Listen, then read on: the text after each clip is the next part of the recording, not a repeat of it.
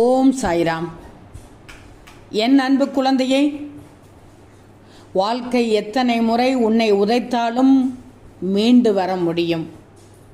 எப்படி தெரியுமா?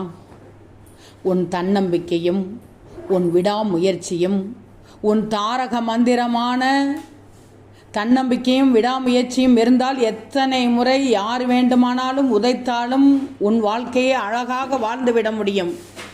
அழுகின்ற நிமிடங்களும் சிரிக்கின்ற வினாடிகளும் உன் வாழ்க்கையின் கடிகாரத்தில் நிரந்தரம் இல்லாதுதான்.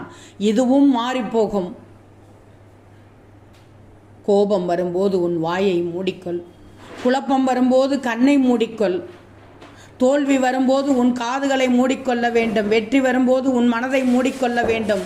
எந்த நிலை வந்தாலும் நிச்சயமாக அந்த நேரத்தில் உன் நிலை மாறாமல் இருக்கும். நீ ஜெயிப்பது எப்படி என்று யோசிப்பதை விட தோற்றது எப்படி என்று யோசித்துப்பார். வெற்றி உனக்கு நிச்சயமாக காத்து கொண்டிருக்கும். மற்றவர்கள் எப்படி வேண்டுமானாலும் சொல்லிவிட்டு போகட்டும்.